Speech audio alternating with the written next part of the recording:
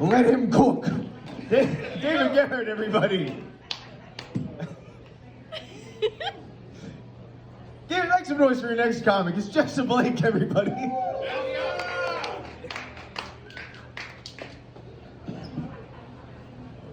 All right. My name is Jessica Blake. It's just Jessica without the ick. Thanksgiving was this week, and I hope everybody had a good time. Growing up, my granny was very militant about Thanksgiving.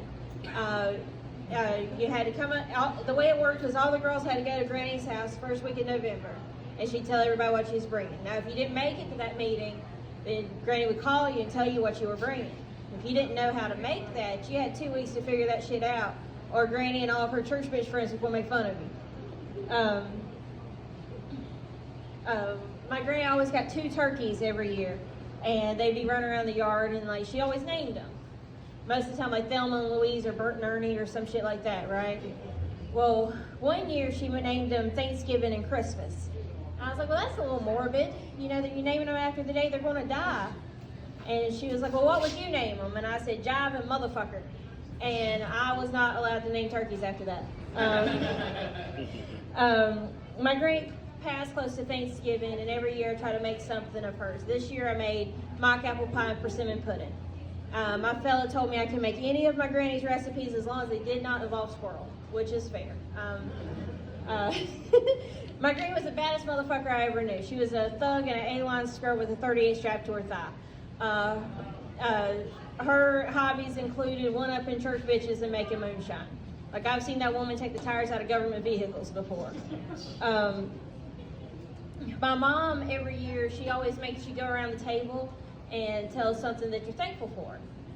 And one year I told her I was thankful that I didn't have to draw on my eyebrows. And bitch threw a plate at me.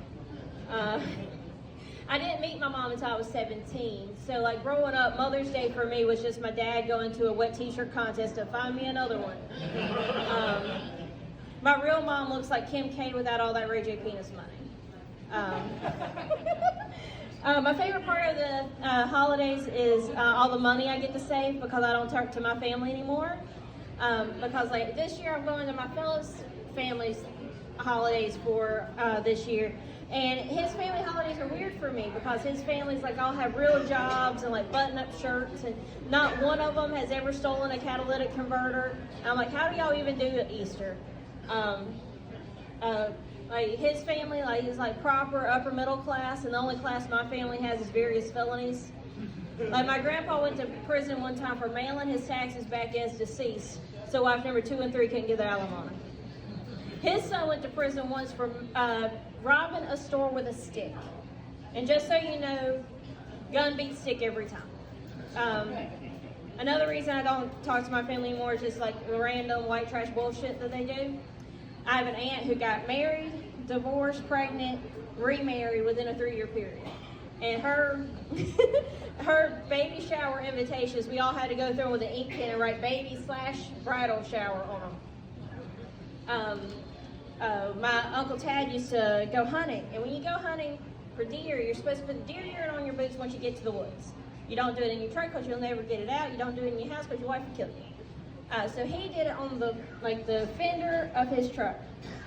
So he gets back from hunting 8 hours later, and some deer, like his fenders are just fucked up because a couple bucks had fucked his truck. So he had to get on the phone with insurance and be like, hey, I just had a buck fuck my truck. My Dodge Ram got raped. And just so you know, liability insurance does not cover that. My name is Jessica Blake, and I'm slinging out the most wholesome truck rape jokes there are. Thank you. Have a good night. Hell yeah, Ray J penis money, everybody.